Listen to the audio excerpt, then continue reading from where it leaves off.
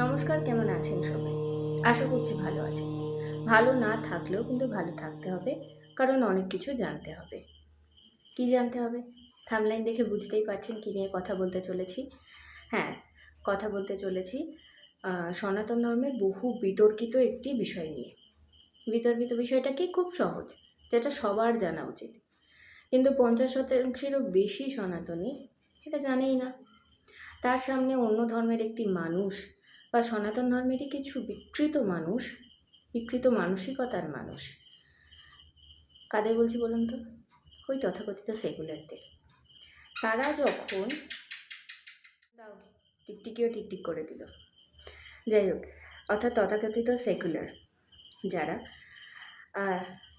তারা আপনার সামনেই বলে যাচ্ছে 33 কোটি দেবতার পুজো করো তোমরা, খিল্লি করছে। আর আমরাও খিল্লিটা মেনে নিচ্ছি। কেন মানছি? কারণ আমাদের কাছে জবাব নেই। তাই প্লিজ দয়া করে এর পরের বার থেকে কেউ যদি বলে, এই কথাটা একটু মুখে ঝামা ঘষে দেবেন, কারণ এটা সবার জানা উচিত। 33 কোটি দেবতা মানে সংখ্যায় 33 কোটি নয়, 33 কোটি অর্থাৎ 33 প্রকার উচ্চতম দেবতাদের পূজার্চনা করা হয় আমাদের সনাতন ধর্মগ্রন্থ বেদে। এর কোনো উল্লেখ নেই।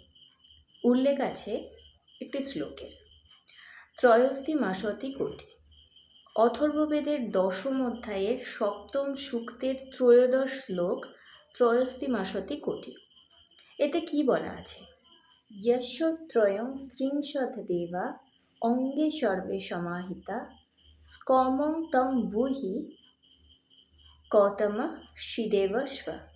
অর্থাৎ পরম ঈশ্বরের প্রভাবে বিশ্বকে লালন পালন করে চলেছেন বা বিশ্বকে বজায় রেখে চলেছেন এই 33 জন দেবতা। তাহলে এই 33 প্রকার বা 33 জন দেবতা কারা?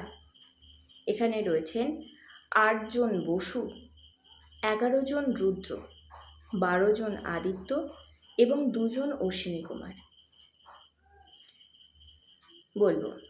সব বলবো পরের ভিডিওতে। আসছি এই প্রত্যেকের, এই 33 জন দেবদেবীর বিস্তারিত পরিচয় নিয়ে, আলোচনা নিয়ে। ততক্ষণ পাশে থাকুন, সাথে থাকুন। যদি ভালো লাগে একটা লাইক করে দেবেন, পারলে শেয়ার আর কমেন্টও করবেন। নমস্কার, হরে কৃষ্ণ।